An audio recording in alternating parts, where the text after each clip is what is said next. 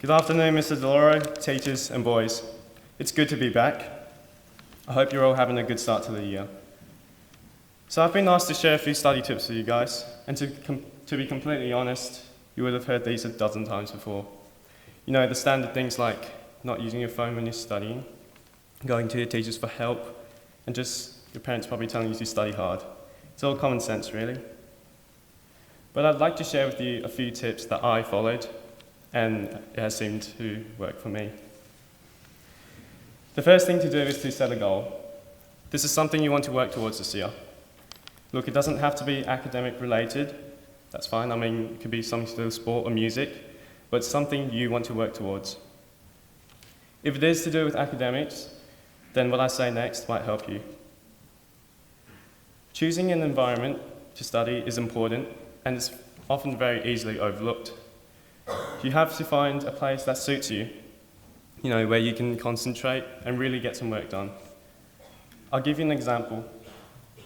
I preferred studying at home at my own desk, and I rarely went to public places like the library because I found it too distracting, so there was no way I could get any work done.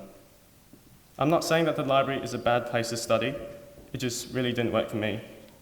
But I know that if you're a person who likes to help and enjoys studying as a group, then I can see the library being a really good place for you, especially the one at Hale here, which is really good.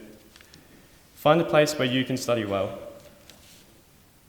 Often I get questions like, "Oh, Yale, how much do you study?" Or something like, "What's the best way to study?" Over the years, I've developed a simple approach, or a philosophy, if you like. Don't stop studying until you understand the content. Now, what does that mean? Say you learn something new in maths and you go home that night to study it. That's pretty normal.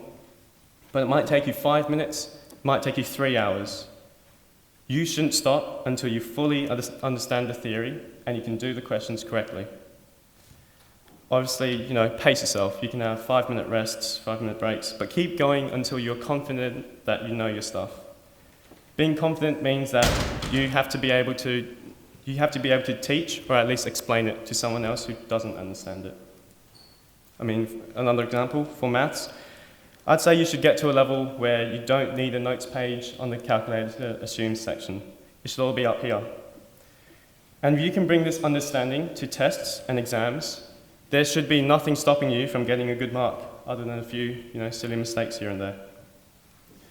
Do as many practice questions as you can, because they're the single best way to study. There's no better preparation, in my opinion. Don't study lots, study well. It's quite a full-on study approach, but I believe it works if you're willing to commit to it.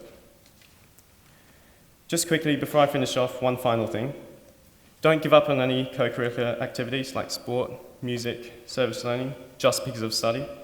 I know that they're fun and a good break from learning, so definitely try and manage your study around these activities.